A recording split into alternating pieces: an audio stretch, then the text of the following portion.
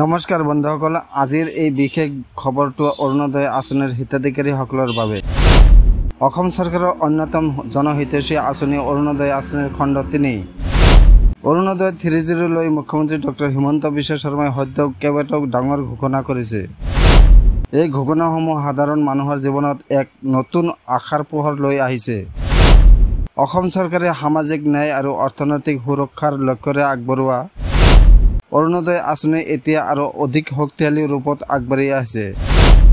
মুখ্যমন্ত্ৰীয়ে ঘোষণা কৰিছে যে 17 ছেপ্টেম্বৰ 2025 যিটো দিন প্ৰধানমন্ত্ৰী নৰেন্দ্ৰ মোদীৰ জন্মদিন, সেই দিনটোত অৰুণোদয় 3.0 আনুষ্ঠানিকভাৱে আৰম্ভ হ'ব।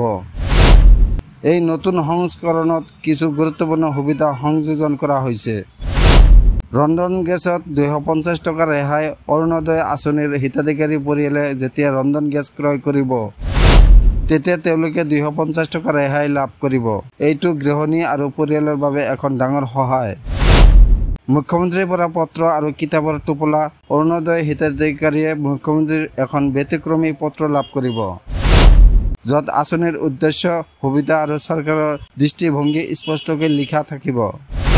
সেইবিলাকৰ সৈতে তেওঁলোকে লাভ কৰিব এটা কিতাপৰ টোপোলা, য'ত আঁচনিৰ সংক্ৰান্ত বিভিন্ন তথ্য, সচেতনতা আৰু চৰকাৰী সেৱাৰ বিষয়ে বিৱৰণ থাকিব।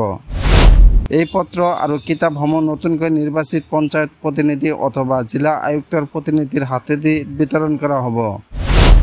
এইদৰে এটা সাংগঠনিক ৰূপত আঁচনি আগবঢ়োৱা হ'ব। আঁচনি সঠিকভাৱে লাভ কৰিবলৈ বিভিন্ন পৰিয়ালৰ পৰিসংখ্যান সংগ্ৰহ কৰা হ'ব, যেনে পৰিয়ালৰ আয়, সম্পত্তি, গাড়ী, চাকৰি আদিৰ তথ্য, যাতে যোগ্য হিতাধিকাৰীক চিহ্নিত কৰা যায়।